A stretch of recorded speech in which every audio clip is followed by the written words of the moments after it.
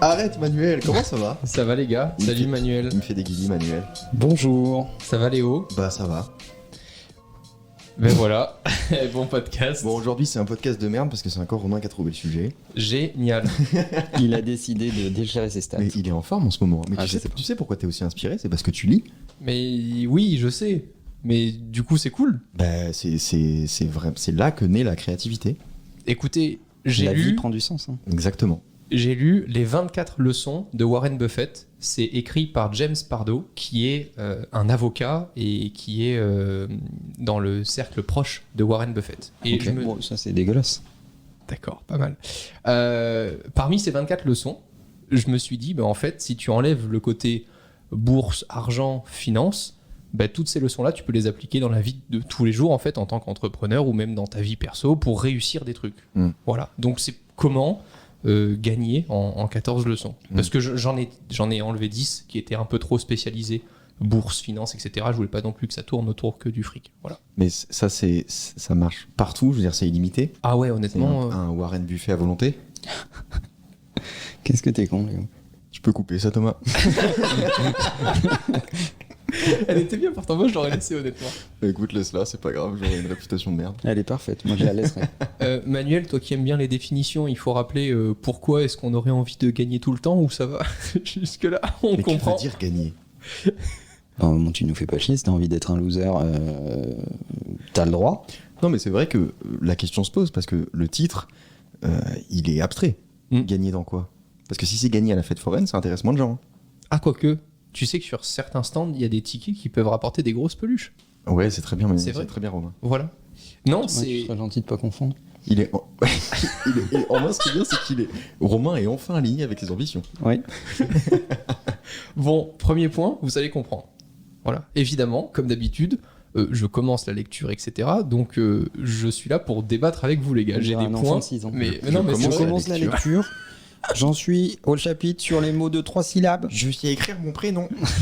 Bon, première leçon, privilégier la simplicité au détriment de la complexité. Lorsque vous investissez, cherchez la simplicité, faites ce qui est facile et évident. Conseil du coup Warren Buffett, ne cherchez pas à élaborer des réponses compliquées à des questions complexes. Oui, dans l'investissement, j'imagine Non, que ça tu veut peux dire t'arrêter là. investir Ça sur fait une réponse simple. Oui. Pardon. Tout le livre porte sur comment gagner de l'argent en bourse, en gros, comme Warren Buffett. Donc il faut s'enlever de ce truc-là et juste envisager toutes ces leçons-là pour qu'elles puissent nous aider au quotidien. Je crois qu'on a compris. Voilà. Oui, t'inquiète pas. Ça va, t'as ça, pas besoin jusque-là, de ça faire- va. Tu peux, Jusque-là, on tu est peux sûr. nous le redire, mais en espagnol, peut-être. Pour les gens qui parleraient pas français qui nous écoutent. Ça veut dire que par exemple, tu investis dans Amazon. Non, c'est pas ça que ça veut dire? Si tu fais un investissement simple et pas complexe, pour moi, c'est ce que ça veut dire en termes d'investissement. Pour moi, ce que ça veut dire, c'est n'investis que dans des choses que tu comprends. C'est Oui. d'ailleurs une règle que j'applique. Donc, par exemple, Amazon. Bah, ça dépend. Il y a sûrement quelqu'un qui doit pas comprendre. Et visiblement, ils ont été assez nombreux puisqu'au début, ils se bousculaient pas pour investir dans Amazon.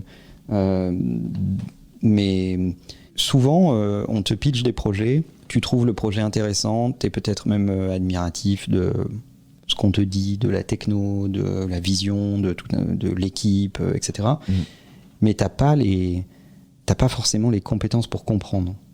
Et si au bout d'un moment, après avoir mis un petit peu d'effort quand même, tu as toujours pas compris, et t'es juste dans la phase d'admiration, mais pas dans la phase de compréhension, moi mon conseil c'est n'investis pas. Et n'investis pas de ton temps, de ton énergie, ça va pas justement qu'avec ce rapport Oui, financier. C'est pas que financier. Et c'est ce qui est super intéressant. Mais c'est comme avec les gens, moi quand je les comprends pas, j'investis pas de temps. Mais tout le livre porte là-dessus. Et en fait, ce qui à la fois fascine chez Warren Buffett et ce qui énerve, c'est qu'il a investi dans très peu d'actifs en fait dans sa vie.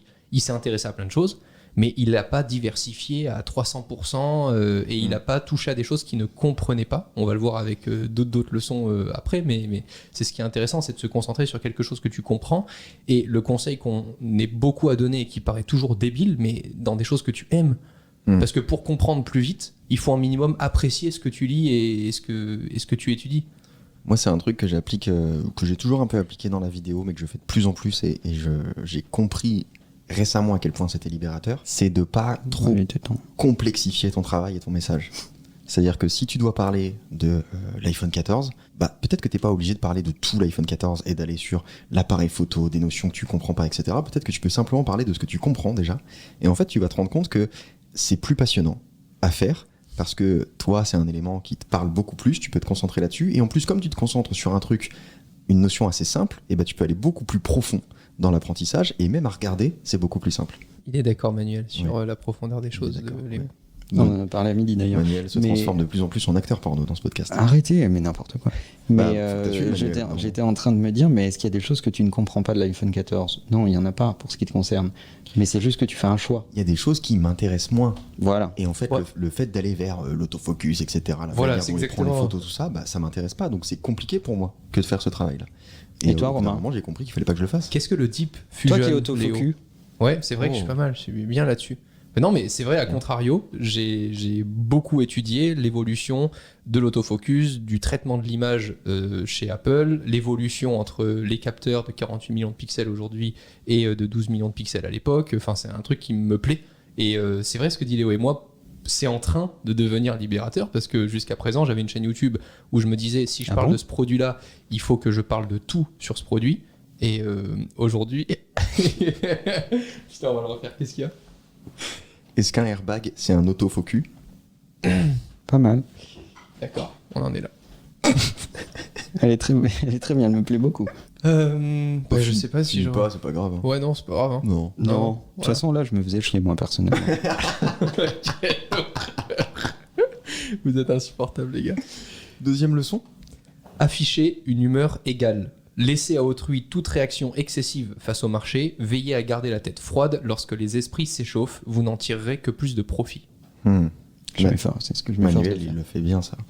Ouais, mais d'ailleurs, c'est ce qui est parfois insupportable parce que Manuel peut avoir des réactions très détachées qui peuvent nous paraître très détachées de la réalité, alors qu'en fait, il n'y a pas plus réaliste que le constat de Manuel. Qu'il s'en branle. Ouais, et moi, il y a plein de fois où j'ai envie de dire Manuel, mais non, t'es pas du tout connecté au truc, c'est parce que toi, tu le fais pas, tu sais pas, machin. Et c'est super chiant parce qu'en fait, c'est ce truc excessif qu'il faudrait éviter et il faudrait prendre beaucoup de recul. Et pareil, c'est super facile à dire, mais à faire, je pense que ça met des années, honnêtement, pour avoir la maturité et la sagesse de réussir à le faire. Mais non, mais moi, je peux pas m'auto-commenter, c'est à Léo de reprendre. Ah, moi j'avais une question pour Manuel, mais vas-y si tu veux. Léo reprend et puis tu poses ta question. Tu veux que je commente ta vie, là ? Tu veux que je te fasse des compliments, c'est ça ? Non, je veux que... je peux pas prendre la parole derrière je crois ça. Que tu claques des doigts, il y a un compliment qui arrive comme ça. Oui, Emmanuel, effectivement. Il est assez détaché de la situation en général. C'est quelqu'un qui réagit jamais mal. T'es une merde. 8h22 sur RMC. C'est vraiment mais moi, ça. je serais à votre place. Bon, ce que vous dites est vrai, mais ce que vous dites pas, parce que vous me ménagez un peu, c'est que je suis toujours c'est pas que je suis toujours d'humeur égale, certes. Mais t'es toujours de mauvaise humeur. Mais je suis toujours désagréable. Ah non, t'es pas d'humeur égale. Je pense pas que Manuel soit d'humeur égale. Je pense que ils sont d'humeur égale. En fait, Manuel est schizophrène. C'est-à-dire qu'il y a une partie de sa personnalité qui, elle, est constamment joyeuse, et il y a une autre partie de sa personnalité qui est constamment désagréable. C'est juste que selon la journée et le moment de la journée et l'interlocuteur, il en choisit un. Par contre, ils s'observent tous chez Manuel. C'est-à-dire que s'il y en a un qui réagit mal à un truc et autre, ça prendra peut-être un peu de temps, mais même 24 heures après, tu peux avoir l'autre partie qui revient et qui dit « Finalement, à ce moment-là, j'étais pas d'humeur égale. » Ce que vous dites est totalement faux. Non, c'est vrai. Non, mais en revanche, c'est vrai que Manuel est toujours détaché de la situation. Ouais. Et je pense que ça s'applique dans les conseils financiers quand tu veux investir en bourse, etc. Mais effectivement, tout le temps. Parce qu'en fait, tu gagnes rien à t'énerver face à une situation, face à quelqu'un, etc. Donc il faut te détacher et peut-être ensuite réfléchir. La seule chose que tu gagnes, c'est démontrer que tu ne gardes pas ton sang-froid. Et donc, en fait, en règle générale, quand tu t'énerves très très fort, tu perds aussi tes nerfs.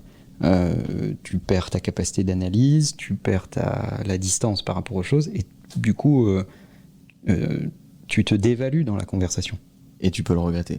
Et tu peux évidemment le regretter. Et si c'est le cas, il ne faut pas hésiter à le dire et présenter ses excuses si on doit le faire, etc. Mais si on n'aime pas s'excuser, faut éviter. Il faut éviter de s'énerver. Moi, je trouve ça super dur. Parce que parfois, tu as des cas où... Et je sais que c'est un vrai point faible chez moi. J'arrive vraiment pas à m'adapter à mon interlocuteur et c'est ce qui fait que j'arrive pas à être... Enfin, je suis d'humeur égale, mais du coup, pour moi, c'est un point négatif. Parce que du coup, je vais réagir de la même manière avec tout le monde. Mais ça, c'est pas trop l'humeur. C'est juste que tu t'adaptes pas, mais c'est pas une question d'humeur. Tu passes pas d'agréable ou désagréable, pour moi, c'est pas ça. Oui, mais par exemple, en face de moi, si la personne est en train de me raconter quelque chose qui marche moins bien ou qui marche mieux, etc., je vais toujours appliquer la même méthode. Donc je trouve que avoir une humeur égale, c'est bien pour ses équipes, Mais par rapport à tes interlocuteurs ou à tes clients, c'est pas forcément très bien, parce que tu as l'impression de paraître toujours très neutre, très détaché. Non, tu peux être enthousiaste, tu peux marquer de l'enthousiasme ou autre, mais c'est aussi une façon de définir des frontières. Je pense que pour tes équipes en interne et pour tes clients, savoir que tu ne franchiras jamais ces lignes-là, c'est aussi une forme de confort relationnel, de te dire je suis dans une zone de sécurité. Je sais que le mec va pas péter les plombs, m'arracher la tête, sortir une hache ou je sais pas quoi, tu vois. Et je pense que c'est important. Je pense que c'est important de donner des gages de sécurité dans la conversation et de savoir qu'il y a des lignes que tu ne franchiras pas. C'est important. Et ce qui fonctionne du coup, c'est que, en tout cas pour toi Manuel, ton interlocuteur, même s'il n'a pas l'habitude de le faire, va agir de la même manière. C'est-à-dire que quand tu es d'humeur égale avec les gens ont moins tendance à partir dans des trucs un peu bizarres, à hausser le ton, etc. Pour s'énerver, il faut être deux. C'est rare de s'énerver tout seul en fait. Ou alors ça devient un spectacle. Ça peut être rigolo. Mais un mec qui s'énerve tout seul, auquel tu ne réagis absolument pas, va avoir tendance à se calmer. Ouais, c'est tout ce que j'avais à dire. Troisième leçon, elle est intéressante celle-ci, surtout dans notre secteur. C'est vrai que les autres l'étaient pas. Elle est beaucoup moins. Oubliez le high-tech, achetez du low-tech. Pour Buffett, un investissement réussi est rarement associé à une activité tape à l'œil. Dans son univers, les fusées et les lasers sont bien moins présents que du ciment, de la moquette, de la peinture ou une bonne isolation. Moi j'ai une question. Oui. Il serait pas actionnaire de SpaceX et de Tesla ? Maintenant, si, bien sûr, mais Warren Buffett a fait quand même sa plus grosse fortune sur des investissements très long terme. Non, mais c'est intéressant. Du coup, intéressant. Et en gros, il dit que les valeurs de base sont moins volatiles et moins dangereuses, enfin volatiles peut-être pas, mais moins dangereuses pour tes investissements. Et globalement, c'est vrai. Quand tu achètes des valeurs liées à la construction,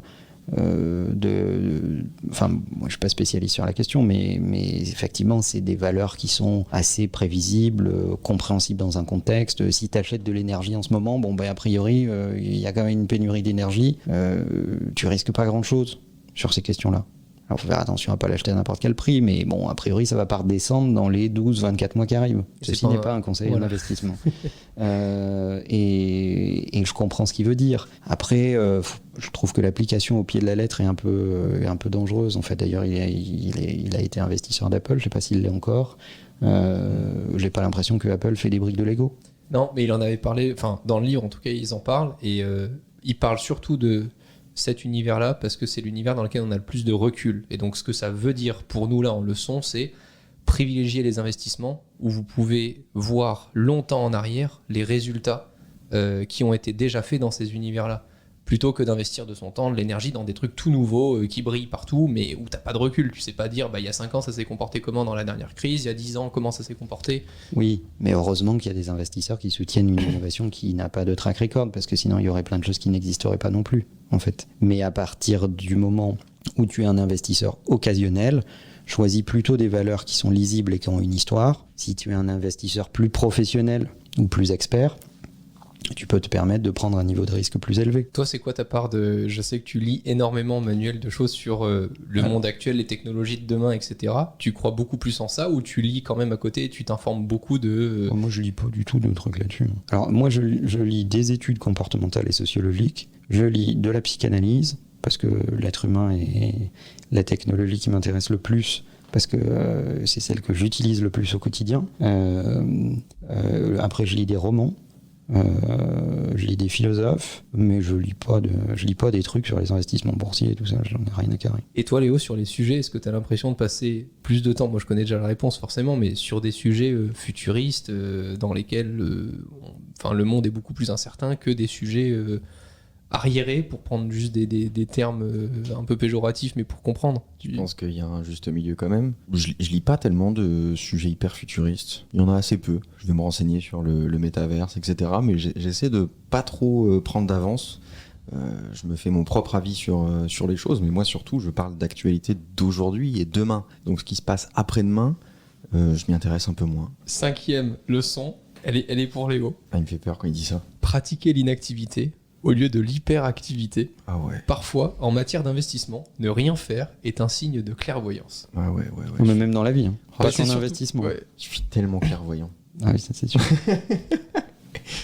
Oui, bah ça rejoint ce qu'on a dit dans plusieurs podcasts. Ouais, d'ailleurs, on n'a qu'à pas terminer ce podcast. Moi, Allez écouter les autres. Allez, merci, au revoir. Je crois pas que l'hyperactivité soit une qualité. En général, j'associe les hyperactifs à des gens qui font beaucoup n'importe quoi et qui au final produisent très très peu de valeur. C'est un très bon ventilateur. Ils agitent beaucoup de vent, mais ça produit assez peu de résultats.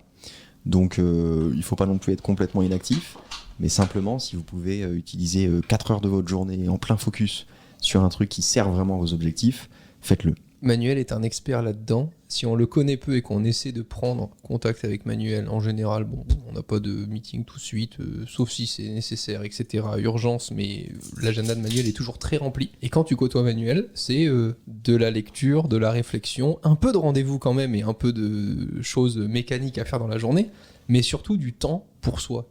Et c'est un truc que j'arrive toujours pas à appliquer. Manuel, c'est quoi pratiquer l'inactivité? Parce que les gens vont nous dire « Ah bah c'est parfait, moi j'ai regardé Netflix hier après-midi, je suis inactif, hein, je réfléchis. » Tu réfléchis pas quand tu regardes Netflix. Tu te distrais. Il y a plein de gens à qui il faut réapprendre à s'ennuyer. Ouais, tout le monde. Parce que c'est dans l'ennui que tu trouves des idées, mais vraiment l'ennui profond. Hein. C'est-à-dire qu'il n'y a rien. Hein. Le seul truc que tu as à lire, c'est un dictionnaire ou un annuaire. Quoi. Il faut retrouver le temps long et le temps lent, en fait. Et moi, j'essaye de gérer mon temps comme ça. Donc oui, mon agenda, il y a plein de trucs dedans. Il y a plein de plages de mon agenda qui sont en fait réservées à moi-même. Ça, je sais, mais j'ai jamais réussi à le faire. Hein. Ça, Il suffit de le décider, c'est pas très compliqué. C'est-à-dire, t'es jamais tout seul. Je suis toujours en train de faire un truc pour ou avec les autres. Mais je suis jamais en train de faire un truc que pour moi. Horrible. Quel enfer. Mais par exemple, quand tu lis, t'es tout seul. Oui. Ah non, t'as un traducteur? Non, mais je suis pas en train de... Pour moi, c'est pas un moment de réflexion. C'est différent. D'ailleurs, toi, tu as des moments de lecture. Parfois, Manuel, tu me dis « Ah bah non, ce week-end, je lis. Je veux lire ce bouquin, je l'aurais fini ce week-end. » Oui, mais il te dit ça à toi, mais il part à Ibiza avec moi, hein, donc... D'accord. Mais on lit dans l'avion.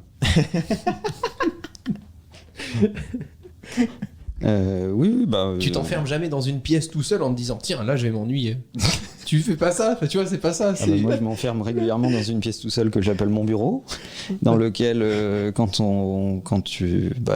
vous savez, hein, quand tu viens à un moment qui est pas approprié, tu dégages en fait, quoi. Et ça se trouve, j'étais absolument en train de rien faire. Oh, ce serait trop drôle que tu dises aux gens. Excuse-moi, je suis en train de rien faire là. Mais c'est juste que dans ces moments-là, c'est que je trouve des idées ou voilà. Mais je veux pas d'agitation. Mais t'as un support, t'as quelque chose, tu utilises ton ordinateur, tu vas lire des articles, tu fais quoi? Je suis assis, je réfléchis. Ça c'est terrible, je sais pas le faire ça. Ah, voilà. Ah non, moi je sais pas le faire. Moi il faut soit que je lise, en général je lis dans mon bain, et tu peux faire que ça. Ça c'est incroyable. Bon après, ça faut pas que ça dure 4 heures, parce que normalement c'est un peu long. Ça j'aime trop. Après, mes moments qui ressemblent le plus à ça, c'est quand je me mets devant mon ordi, que j'ouvre une seule app, que je suis en ne pas déranger, que je touche rien d'autre que mon clavier, et que j'écris des trucs, que je fais des mind maps, etc. Oui, mais là, t'as un objectif de sujet. T'es pas juste en train de... Voilà, c'est déjà sortir dans la rue pour marcher sans objectif, je ne sais pas le faire. Voilà. Mais c'est tout ce que je voulais dire. Je fais jamais rien tout seul. Enfin, je me dis jamais, tiens, pendant une demi-heure. Mais c'est très mal dit alors. Bon, ben voilà. Mais ça m'arrive jamais de me dire une demi-heure dans la journée, tiens, tu ne vas rien faire. Soit je lis, soit je prends un article, soit je réfléchis à une idée, soit j'ai un concept à réaliser, enfin quelque chose quoi. Mais c'est ce qu'on faisait quand on était petit et c'est le moment de notre vie où on a été le plus créatif. C'est vachement bien de ne rien faire. En fait. Et en fait, tu te rendras compte que en essayant de ne rien faire, tu n'y arrives pas. Ouais, c'est impossible. Et donc tu fais quoi? Tu processes des trucs. C'est comme quand tu prends ta douche. Ouais. Quand tu prends ta douche, tu penses pas juste à l'eau qui te tombe dessus. C'est là que t'as les meilleures idées, c'est pareil. Alors lui, non. Ah oui, il prend pas de douche. 6e leçon, ignorer la macro, privilégier la micro. Les grands événements et les grandes tendances extérieures à l'entreprise ne comptent pas. Ce sont au contraire les petits événements, ceux qui affectent un secteur d'activité en particulier, qui sont vraiment importants. Moi, je suis un peu contre ce truc-là dans notre industrie, de se dire, bah non, les grands événements de ce monde, etc., nous impactent forcément. On peut pas juste fermer les yeux en se disant, bon, ça se passe dans un autre pays, j'y pense pas. Tu vas forcément te dire, bah je vais parler à telle ou telle personne, il faut quand même que je sache un minimum qui est cette personne-là avant de lui parler pour connaître le contexte. Mais il dit pas le contraire. Il te dit en gros que ce qui est évident mérite assez peu d'attention parce que tu le comprends assez vite, mais que l'avenir est dans les signaux faibles. Ok. Voilà, c'est ça ce qu'il est en train de te dire. Si tu observes bien les signaux faibles, tu vas comprendre des choses qui vont arriver parce que l'accumulation des signaux faibles donne une espèce de tendance. Enfin, C'est ce que je comprends. Et je trouve ça intéressant. C'est comme ça que tu détectes des conversations émergentes sur Twitter qui vont devenir des tendances demain. C'est comme ça que tu détectes de la tendance dans la mode, etc. C'est par l'accumulation de petits signaux qui finissent par converger et devenir une tendance à un moment où ça finit par grandir, en fait. Et quand c'est mainstream, ça intéresse plus personne et tu t'intéresses au signal d'après. C'est l'histoire de la mode. Et donc, pour voir ces signaux, il faut du temps, s'ennuyer un minimum pour pouvoir les assembler et se dire ah tiens, j'ai lu tout il faut ça. au moins se donner le temps d'observer sans pression et avec un petit peu d'attention et de les détecter. Il faut se cultiver un maximum sur l'histoire de ton domaine déjà. Si tu connais pas le passé de ta catégorie, de ton domaine, tu pourras jamais prédire le futur. Et ben c'est la septième leçon qui peut vous aider à ça. Restez dans votre cercle de compétences. Développez votre champ d'expertise et agissez à l'intérieur de ce champ. Ne vous inquiétez pas des opportunités que vous pourriez rater à l'extérieur de ce champ. Ouais. Et ben, c'est on en parle facile. souvent, c'est la renonciation. Je crois qu'on en a parlé dans un autre podcast, je ne me souviens plus, mais le fait d'accepter qu'il y a des bons coups que tu vas rater parce que tu as choisi de ne pas adresser cette partie-là, ça fait partie du job en fait. Et c'est surtout que la contrainte est un tremplin pour la créativité. Quand tu te donnes des contraintes, tu vas réfléchir différemment et tu vas te dire ok, je me suis refusé à cette idée, je me suis mis une limite, je peux pas aller vers là, et tu vas voir que du coup tu vas avoir un cercle beaucoup plus réduit de possibilités, mais tu vas beaucoup plus réfléchir à ces possibilités-là et ça va vraiment évoluer et c'est là que tu vas développer ta créativité. Si tu te donnes aucune contrainte, le champ des possibles il est trop grand, tu peux jamais rien créer. J'arrive pas à le faire les gars. Moi, ça on a vu. Ça. Tu le fais déjà avec ton vocabulaire. J'étais obligé. Le problème quand tu veux courir toutes les opportunités, c'est que tu vas finir par être nul en tout, quoi. Ouais. Mais aujourd'hui, ne serait-ce que la façon de consommer l'actualité et toutes les informations fait qu'on passe d'un sujet à un autre juste en swipant sur TikTok, en regardant des vidéos à droite à gauche. Donc j'ai l'impression que mais ça va devenir de plus en plus dur de développer une seule et même compétence parce que les gens sont poussés à vouloir tout suivre en même temps. Et c'est pas parce que tu consommes que tu dois produire comme ça. Et puis tu peux être curieux, tu peux t'intéresser à plein de choses sans avoir la volonté d'en faire ton expertise ou ton domaine de prédilection. Donc tu peux avoir de la curiosité, mais de là à te dire je vais changer 5 fois de métier dans ma vie et je veux des trucs qui sont complètement antagonistes, qui font appel à des compétences qui n'ont rien à voir les unes avec les autres, etc. C'est moyen. Puis tu ouvres pas une pizzeria à chaque fois que tu manges une Domino's en fait. Donc tu peux très bien éloigner ta consommation de ta production. Il y a plein de trucs qui vont te faire kiffer dans la vie, mais toi, crée-toi une expertise. Et c'est un conseil fort, mais que je trouve difficile à appliquer parce que quand tu ouvres TikTok aujourd'hui, tu trouves une personne dont l'expertise c'est la crypto et qui va t'expliquer en 30 secondes comment devenir riche en crypto, donc tu vas vouloir faire de la crypto. Tu swipes, t'as une personne qui te dit ah ben moi je fais du dropshipping, regarde comment ça marche, ah ben je vais faire du dropshipping. T'as l'autre qui va te dire moi je fais du marketing d'influence. Tu vois ce que je veux dire? C'est juste par là qu'aujourd'hui la nouvelle génération, je trouve ça de plus en plus difficile de se dire oh attends, il y a plein de trucs qui m'excitent, mais sur quoi je me concentre? Il y a un dénominateur entre tes 3 exemples, c'est l'argent. C'est juste à citer 3 trucs qui font de l'argent, donc c'est ça ton thème. Ok. Je vous donne une citation, vous savez que j'aime bien les citations. C'est Aragon qui disait « Le temps d'apprendre à vivre, il est déjà trop tard ». Voilà, je trouve ça assez représentatif. Donc autant ne pas te rajouter des barrières en essayant de devenir un expert sur 10 000 sujets différents. T'as déjà trop peu de temps, utilise-le bien. Et dès que tu commences à apprendre un tout petit peu quelque chose sur n'importe lequel des domaines, tu vas vite comprendre que ta vie ne suffira pas à investir la quantité de connaissances disponibles sur le monde. Donc autant faire des choix pour espérer être un petit peu moins con. De là à être un grand expert, on n'y est pas. Quelques-uns y arrivent, mais c'est pas la grande majorité. Et souvent, c'est ceux qui continuent de poser le plus de questions. Ah ben ça demande beaucoup d'intelligence de savoir qu'on ne sait pas. A contrario, ça demande énormément de bêtises que d'avoir beaucoup de certitudes. Ça, je sais pas. Ah si. Quel con.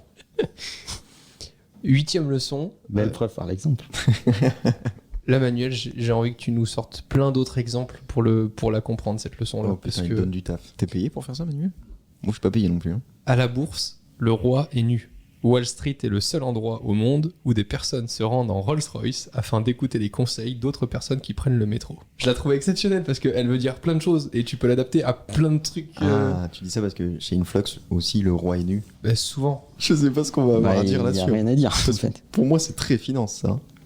Non, au contraire. Ça veut dire que tu peux apprendre de tout le monde, que ceux qui démontrent le moins sont en général ceux qui savent le plus. Enfin, ça veut dire plein de trucs. Ça veut dire que pour gagner, pour des leçons pour gagner, il faut pas t'intéresser uniquement à ceux qui affichent des choses. Ça veut dire que le marché met tout le monde d'accord, peu importe qui tu es, quel est ton statut social et quels sont les biens qui t'appartiennent. C'est ça ce qu'il dit. Tu peux venir en Rolls-Royce et te planter et le marché va te donner une fessée alors qu'il va récompenser un gamin de 20 ans qui vient en métro, qui a pris énormément de risques, mais qui s'est bien instruit et qui a choisi ses bons investissements. Et moi, je trouve ça bien, en fait. C'est une espèce de pied d'égalité. C'est le karma. Toi, tu crois beaucoup au karma? Je crois au karma, mais ça n'a pas de rapport avec le karma. Ah bon? Non. Ok. Bon, 9e leçon alors. Utilisez toute la puissance de votre moteur. Quelle est la puissance de votre moteur et avec quelle efficacité le faites-vous tourner? Vroom vroom. Beaucoup de gens ont des moteurs de 400 chevaux mais tournent à 100 chevaux maximum. Ne vous laissez pas distraire par les tâches en cours et n'agissez pas de façon irrationnelle. Celui qui fait tourner à plein régime son moteur de 200 chevaux est bien mieux parti. Le lièvre et la tortue. La quantité de gens qui achètent des tonnes de logiciels pour faire des tonnes de trucs et qui se retrouvent avec 3-4 logiciels différents, etc., qui en fait ont juste dans leur UX t'ont valorisé une fonctionnalité. Mais en fait, si tu avais creusé un peu, toutes ces fonctionnalités existent dans un logiciel que tu as déjà certainement, mais que tu connais assez mal. On a tous une méconnaissance des produits qu'on a entre les mains. Et la première méconnaissance qu'on a, c'est nous-mêmes. On utilise tous globalement assez mal notre cerveau. Enfin, sauf certains qui sont au maximum de leur capacité. Et c'est... Moi, je suis au max. Voilà. Bon, après, il faut accepter ses limites. Ça revient avec le fait de pas s'éparpiller, de se concentrer sur un seul point et d'essayer de le faire bien plutôt que d'en courir 10 et de les faire mal. Voilà. C'est juste du focus en fait. Si tu apprends comment fonctionne ton cerveau et que tu as réussi à définir ce qui te plaît et quels sont tes objectifs, tu peux t'approcher des 100%. Tu n'y seras jamais, mais tu peux t'en approcher. Prenons l'exemple de Mel Robbins que j'aime beaucoup, la 5 second rule. Quand déjà tu comprends que tu vas apprendre en faisant et pas juste en lisant ou en accumulant de la connaissance. Et que à un moment, si tu réfléchis plus de 5 secondes à quelque chose, il y a de fortes chances que tu ne le fasses pas. Déjà, tu vas révolutionner ta vie. Il faut juste le faire. Apprendre avec des pincettes quand même. Hein. Pourquoi ? Parce que ça peut faire prendre un paquet de décisions de merde. Mais et alors ? La vie va te répondre. Tu vas prendre une décision de merde, tu auras un résultat de merde, et puis tu vas passer à autre chose. Mais moi, je suis fasciné par la quantité de gens qui restent bloqués dans la théorie.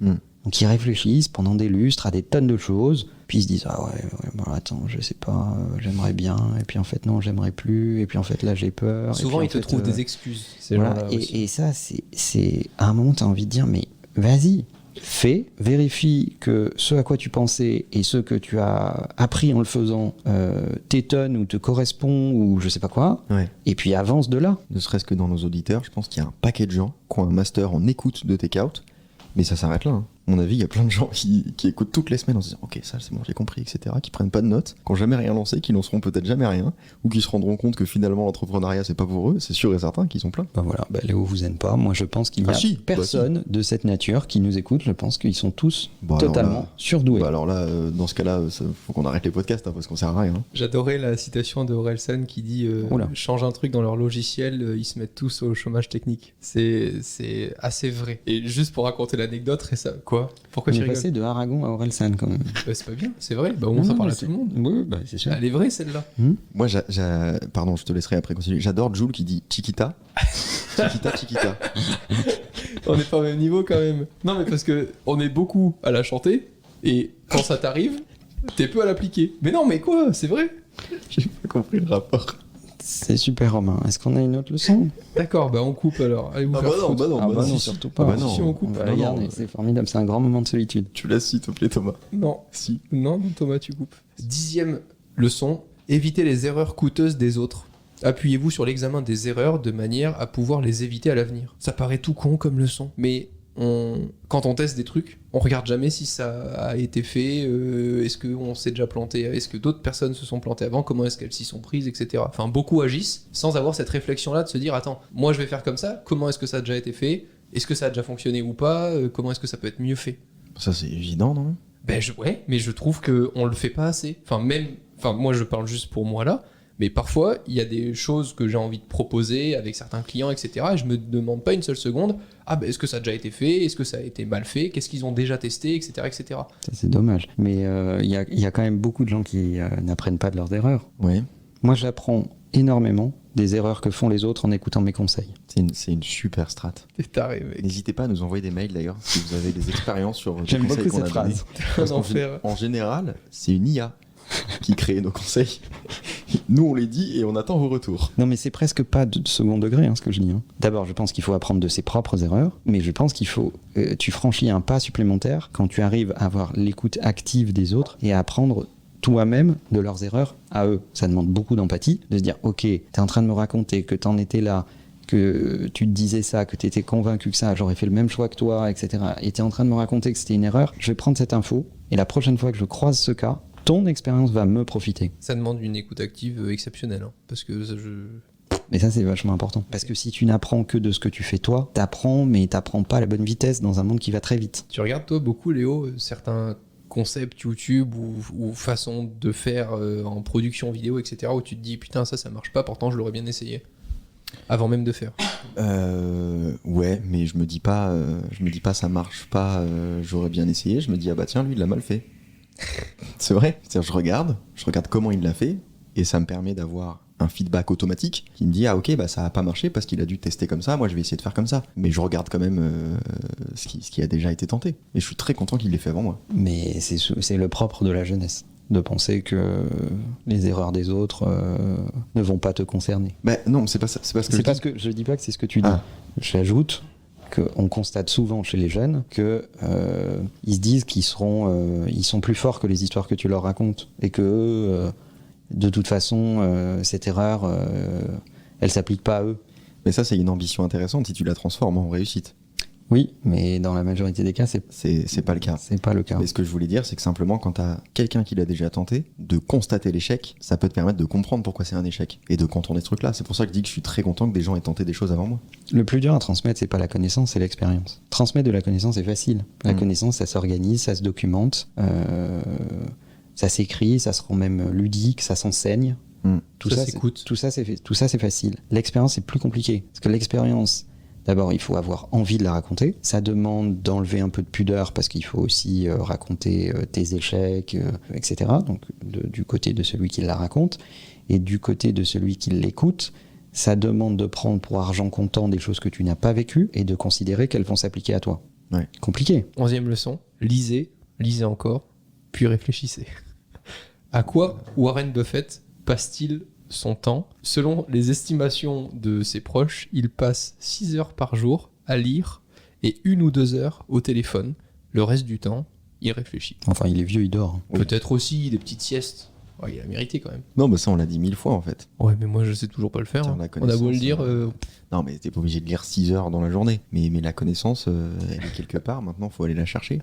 Il y a quelques jours à Manuel, je lui ai dit attends, ça y est, j'ai réussi à lire déjà 1 heure par jour ce week-end. Il me dit 1 heure, tu sais, je pourrais lire 14 heures dans un week-end. Genre, il m'a démoralisé complet. Mais c'est bien, mais c'est énorme déjà. Ouais, j'étais content. En fait, en faisant ça, tu peux devenir supérieur à la majorité des gens. Alors, je cherche même pas, déjà juste à être supérieur à ce que j'étais la veille moi-même, déjà c'est bien. Bonne réponse. Oui, ça c'est pas compliqué. Ah bah oui, mais non, mais ça demande déjà de faire mieux que la veille à chaque semaine. Oui. Mais ça concerne déjà peu de gens. Il y a un truc que les gens n'entendent pas, c'est que plus la connaissance qu'on te donne se fait sous une forme ludique, pratique, résumée, autrement dit, aussi sur des plateformes où quelqu'un va l'avoir déjà digéré pour toi, etc. Donc on me dit souvent, moi je lis pas, mais je regarde un résumé sur YouTube. Mais c'est pas pareil. Ah ouais, ça c'est... C'est pas pareil. C'est comme un jus d'orange. Si tu le presses toi-même, t'as beaucoup plus de bonnes protéines et de bienfaits de l'orange que si tu l'achètes en supermarché déjà complètement transformé. C'est vrai. Il faut accepter que la connaissance la plus importante est par définition dans des supports plus difficiles d'accès. Puis au bout d'un moment, merde, les mecs se font chier à écrire 600 pages. C'est pas du vide, hein. C'est que tu peux pas le résumer en 10 lignes. Récemment, j'ai lu une synthèse d'un livre que j'avais déjà lu entièrement. Et je me suis dit, putain, mais tout ce que j'aurais loupé si j'avais lu que la synthèse. La synthèse faisait 1 demi-heure de lecture et ça s'arrache sur internet. Tu vois les campagnes de trucs de synthèse, des mecs qui écrivent des synthèses de livres et tout. T'as des gens, ils se disent, oh putain, je l'ai lu ce livre. Puis ils ont lu une synthèse. mais le nombre d'infos que tu perds, c'est exactement comme la première fois que j'ai lu juste un livre en entier et que j'avais lu, c'était la biographie notamment d'Elon Musk et que j'avais regardé tous les reportages. Ça faisait longtemps. Tous les reportages, je les avais vus. Je me suis dit, je le connais par cœur, j'adore ce mec et tout. Mais putain, quand tu lis, tu t'aperçois de tellement de trucs en profondeur que tu n'aurais jamais sous-estimé, quoi. Enfin, que tu n'aurais jamais. Et surtout, il faut déculpabiliser. Imaginer. Il faut déculpabiliser le fait de sauter des pages, des chapitres, ou même d'arrêter un livre. Tu l'as dit si récemment. Ça te plaît pas, j'en parlais sur Twitter. Moi, ça a changé la manière dont je lis. Parce qu'avant, je me disais, non, j'ai acheté un livre et tout quand même. Je vais le lire jusqu'au bout, même si le truc est complètement inintéressant. Si tu pouvais aller plus loin que la couverture, par contre. Non, il y a des trucs après ? C'est pas que derrière, tu sais, il y a pas que le derrière. Ah putain, mais c'est pour ça, je me disais en ce moment, je lis vachement.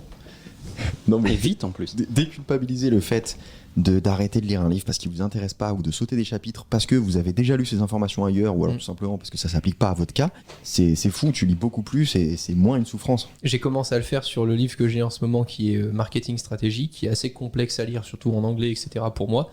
Et au début, tu vois, il démarre avec le truc, etc. Je me suis dit, ça, ok, j'ai compris, ça, ce mec, ça me dit rien du tout, machin, c'est un philosophe de je ne sais quoi. Et ça te permet aussi d'avoir plus de temps de concentration alloué aux choses intéressantes. Si tu commences à prendre tout ce temps-là pour tout ce que l'auteur raconte, ça commence à devenir long. À la fin de l'année, t'as lu beaucoup plus de livres. Ouais. Ça apprend à être patient, ça apprend aussi à s'ennuyer. Les passages que t'aimes pas. Alors t'es pas obligé non plus de te fouetter, tu peux sauter des passages, mais ça c'est très lié, je suis désolé, je vais pas me faire que des copains, mais c'est très lié à l'éducation nationale. C'est-à-dire que le premier rapport qu'on a à la lecture, souvent, après avoir appris à lire en primaire, etc., c'est souvent des obligations. Ouais. Alors quand ton prof te dit il faut lire ce livre, il faut que vous ayez fini dans 1 mois ou dans 3 semaines ou je sais pas quoi. Et en fait le fait de démarrer son rapport à la lecture par des obligations, c'est quand même pas l'installation d'une relation extraordinaire. C'est un devoir plus un plaisir, quoi. Voilà. Et souvent c'est un vrai problème. Alors il y a tout un travail à faire ensuite pour trouver des thématiques sur lesquelles on sont intéressés, trouver le bon livre, etc. Moi il se trouve que j'ai essayé de redonner le goût à la lecture à des gens qui ne lisaient pas, très souvent autour de moi. Ton ami Gilbert Montagny d'ailleurs. Oui, c'est vrai, il y embraille. Et donc, en fait, tu te rends compte que pour arriver à provoquer ce déclic, la sélection est un sujet très important. Ouais. Bien choisir le livre, trouver le bon livre, celui qui va faire dire à quelqu'un qui ne lit pas « je n'arrive pas à m'arrêter, ce truc est extraordinaire ». Et ça, c'est d'une satisfaction vraiment ultime que d'offrir le bon livre à la bonne personne au bon moment. Et ça dépend aussi de la psychologie de la personne, en fait. Et de sa psychologie à ce moment-là de vie. Et moi je communique beaucoup comme ça. J'allais dire, c'est le meilleur moyen d'envoyer des messages. D'abord j'offre des livres, c'est ma façon à moi de communiquer, et je peux te dire que je ne te dis pas la même chose en fonction du livre que je t'offre. Mais j'ai pas compris pourquoi tu m'avais laissé 50 nuances degrés sur mon bureau. 12e leçon. Alors, celle-ci, elle m'a aussi vachement intéressé parce que c'est tout le travail que Manuel a fait avec moi. Allez, je fais sur le bingo. Par contre, on veut peut-être pas tout. Depuis qu'on s'est rencontrés. Prenez vos propres décisions d'investissement. N'écoutez ni courtier, ni analyste, ni expert. Trouvez par vous-même. Alors, si on ramène ça juste dans notre métier, il y a un truc que j'ai toujours adoré en travaillant avec Manuel, c'est que il m'indiquait où pouvait se trouver la solution et à certains trucs pour que je me pose des questions, mais à la fin de la fin... Il te la donnait pas en bouche. Voilà, c'est toi qui l'as trouvé. Exactement, je la trouvais toujours. Vous en faites quoi de cette leçon ? Écoutez personne, trouvez par vous-même. Je trouve parfois c'est un peu trop facile de dire ça, parce que c'est quand même bien d'aller chercher l'info chez des experts, à un moment. C'est comme toutes les phrases toutes faites, il faut quand même la prendre avec des pincettes, mais ça veut dire quelque chose. Ça veut dire quoi pour toi ? Parce que toi tu trouves tout par... Enfin, j'ai l'impression que tu trouves beaucoup de choses par toi-même, Léo. Tu passes énormément de temps à chercher, tu passes énormément de temps à lire. T'appelles jamais, enfin je t'ai jamais vu appeler quelqu'un en disant tiens je voulais faire ça, comment on fait ? Moi il m'a appelé pour cuire des pâtes. Oui voilà, j'allais dire c'est pas vrai hein, mais évidemment. Si, c'est vrai. Dans ma créativité, non, c'est vrai que je suis très solitaire. Je déteste travailler avec des gens, ça m'intéresse pas. En revanche, je vais beaucoup chercher ce que les autres ont fait, ce que les autres ont écrit, dit, etc. Mais oui, non, je fais appel... Enfin, c'est pas tout à fait vrai, parce qu'il y a plein de moments où j'ai des discussions avec des potes, avec Manuel, notamment, avec un pote également avec qui j'ai eu beaucoup de discussions, et en général, ça oriente un peu ta créativité. Mon père aussi souffre énormément. Je l'avais pas encore cité dans ce podcast, comme je suis payé pour le faire. C'est le bingo aussi. Je le fais maintenant. Mon père, j'ai des discussions un peu en monologue, C'est-à-dire que lui, il répond des trucs assez génériques. J'ai capté que maintenant, il a des phrases toutes faites il sait que ça m'oriente. Il comprend pas toujours le sujet en mais profondeur. Souvent, il fait autre chose. Hein. Mais moi, oui, je pense qu'il fait autre chose. Mais moi, le fait de discuter, ça ouvre ma créativité, ça ouvre des idées. Tu peux appeler des associations aussi. Oui. Tu peux laisser ton père tranquille au bout d'un moment. Il y a des numéros verts. Je me suis inscrit aux Alcooliques Anonymes. Toi, Manuel, je sais que tu parles beaucoup à ton réseau. T'as quand même un réseau important aujourd'hui, avec plein de gens, dans plein de métiers différents. Et je sais qu'à certains moments de l'année, quand tu te poses des questions sur des sujets précis, etc., t'aimes bien appeler certaines personnes de ton réseau pour leur dire « Je bosse là-dessus en ce moment, t'as entendu des choses, qu'est-ce qui se dégage, c'est quoi tes... » Je trouvais ça super intéressant. Moi, je me sers beaucoup de mon réseau comme une boussole en fait. Alors, je considère que tout ça est une espèce de chasse au trésor et j'appelle des gens que j'estime et dont je reconnais l'expertise et l'autorité sur certains secteurs et à qui je demande de me déniaiser. Pas de m'indiquer le chemin, mais de me dire bon, si j'étais toi, j'irais un peu par là parce qu'il y a sûrement des trucs intéressants, etc. Et puis du coup, j'appelle 3, 4, 5, 6 personnes. Et au final, tu te rends compte que y a une tangente qui se dégage et c'est sûrement intéressant de creuser par là. Je n'aime pas qu'on me dise c'est ça les coordonnées GPS, va ici. Bon, en général, s'il y a des gens qui affirment ça, je les appelle pas plus d'une fois. Et tu le fais aussi dans Paris, par exemple. Quand tu veux te rendre quelque part, tu regardes jamais sur Google Maps, tu l'appelles sur cherches. réseau. Et en vous écoutant, ce que je me disais aussi, c'est un conseil qu'on peut donner aux gens, c'est s'il y a des auteurs que vous lisez et que vous aimez bien, souvent il est assez facile de regarder 2 choses. La première, c'est qui les a inspirés. Ça, souvent, avec quelques interviews, tu trouves assez facilement. Voilà, enfin, Google est ton ami. Et la deuxième, c'est l'époque. C'est-à-dire que l'époque à laquelle ça a été écrit, essaye de regarder qui existait à cette époque, dans ces thématiques-là, et essaye de lire ce qui s'est écrit un peu avant, un peu après, ou au même moment, etc. Et ça te fait découvrir plein d'autres auteurs, et souvent c'est des belles découvertes. Putain, je vais prendre ce conseil, parce que c'était vraiment... Enfin, de temps en temps, je cherche des livres, et je peine beaucoup à trouver des trucs qui me plaisent. Donc j'achète plein de trucs, et il y en a beaucoup que je lis pas, du coup. Parce que je commence et je me dis, oh là là, ça, soit je le sais déjà, j'ai l'impression qu'il va raconter des banalités, soit, oh là là, c'est trop technique, et je vais me faire chier, quoi. 13e leçon, étudier de près la direction des entreprises. C'est tout con, mais l'analyse peut débuter et parfois cesse avec la réponse à une question fondamentale. Qui dirige l'entreprise ? Parfois, moi je suis le premier à idolâtrer des marques, etc. Et puis en fait, je m'intéresse pas aux fondamentaux, à qui a créé l'entreprise, pour quelles raisons, dans quel but et tout ça. Et parfois, quand tu commences à chercher, soit tu te dis, oh là là, ça pue la marque de merde, parce que le mec, il a fait 10 milliards de trucs avant, et à part le fric, il n'y a pas grand-chose qui l'anime. Soit à l'inverse, tu te dis, mais c'est incroyable, c'est un parcours de génération en génération. On va répondre tout de suite à la question que les gens vont se poser. Donc c'est moi qui dirige Influx actuellement. N'hésitez pas à me contacter. Pour Manuel, pour toi, ça veut dire énormément de choses. Manuel, tu m'épates à chaque fois que je cite le nom d'une marque. Manuel, c'est le premier à dire « Ah oui, ça a été fondé par dans telle année, c'était incroyable parce qu'il avait collaboré avec tel truc et c'est pour ça qu'il a lancé ça et en fait il est parti de cette problématique et tu sais directement qu'avec les étoiles que Manuel a dans les yeux, tu fais « Ah ok, c'est intéressant ». Et à l'inverse, parfois, il va te dire « Oh, ça c'est né d'une campagne, un truc à la con, ils ont voulu faire une sous-marque, machin, atteindre ce marché-là, ils ont répondu, machin. » Oui, c'est vrai. C'est ouf.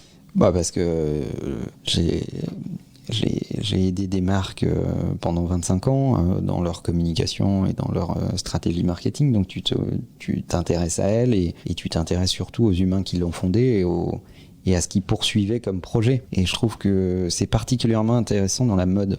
Les maisons de mode, elles sont dirigées par des directeurs artistiques. On parle pas du CEO ou du directeur financier ou du mec qui gère la logistique, les opérations ou la production. On parle du directeur artistique d'une maison. Et une maison peut être hyper hype à un moment parce qu'elle a le bon DA qui lit l'époque et qui sait absolument, de mon point de vue, capter le truc du moment et hyper une maison.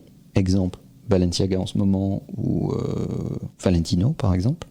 Et tu as des maisons qui ont du mal à se réinventer. Des vieilles maisons qui elles ont perdu leur DA, qu'en essayent d'autres et qui ont vachement de mal et qui font tourner les DA, etc.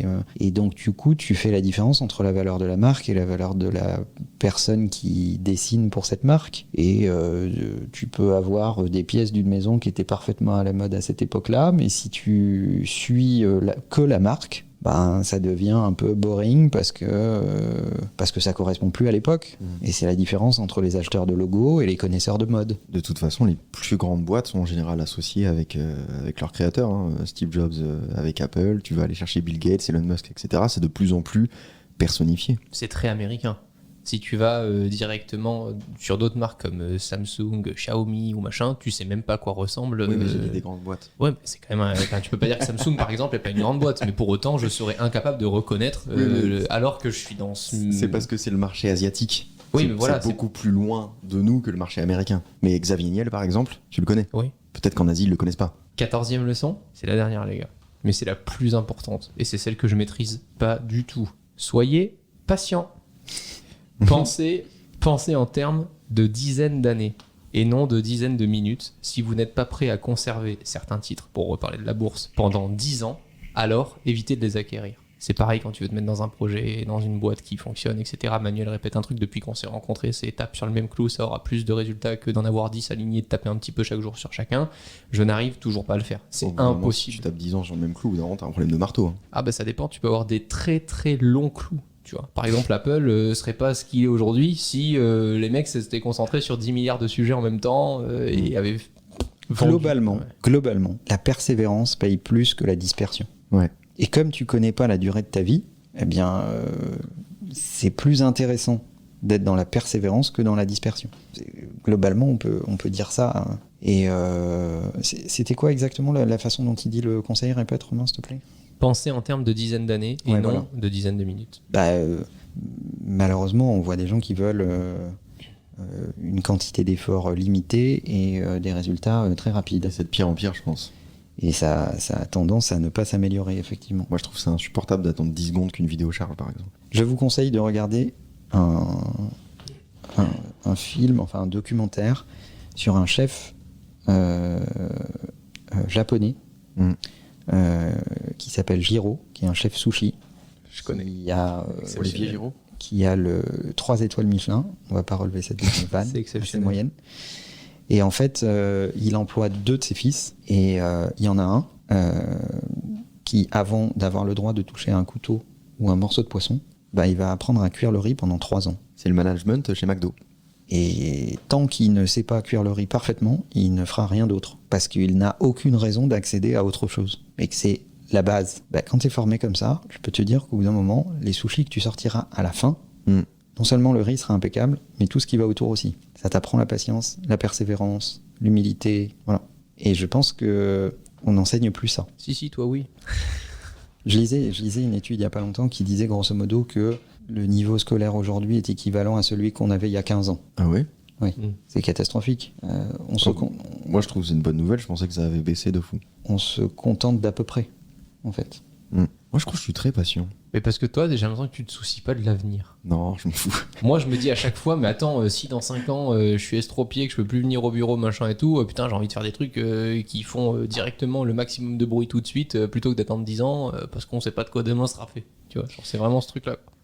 Non, moi, je suis pas perturbé par l'avenir. Je suis beaucoup dans l'instant présent.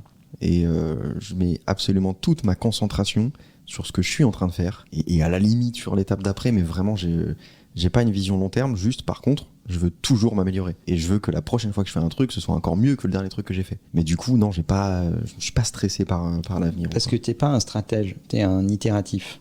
Ouais. Tu prends chaque étape comme un défi, il faut que chaque étape soit le maximum de ce que tu pouvais donner, et il faut que celle d'après soit meilleure que la précédente. Ouais. Alors c'est quand même une stratégie de l'excellence, ça demande beaucoup d'autodiscipline, ça demande de se martyriser quand même beaucoup. Ah oui. Mais c'est vrai que tu n'as pas tendance à angoisser pour la suite en fait. Non, c'est pour ça je pense que, en tout cas tu fais un bon myope. En tout cas dans mon travail, je suis très patient et ça me dérange pas de passer 2 mois à travailler sur un truc. Alors je peux plus le faire parce que on me force à sortir des trucs régulièrement, ça m'énerve, on me force à gagner ma vie et à être productif. Pour le plus grand plaisir des gens qui te regardent. En plus ça fait plaisir aux gens, ça m'emmerde. Mais non, je suis assez patient je pense, plus que Romain. Ça c'est sûr. Bon, ben voilà, je sais pas ce que vous allez faire de ces 14 leçons. Rien, puisque comme j'ai dit, ils s'en branlent. Ils sont là, ah bah tiens, j'ai écouté Take Out, ça veut dire que je suis un entrepreneur. Non, tu peux être une merde et écouter Take Out. Vous avez le droit d'insulter Léo sur Twitter. Avec grand plaisir, parce que je suis une merde également. Merci les gars. La bise. Bye.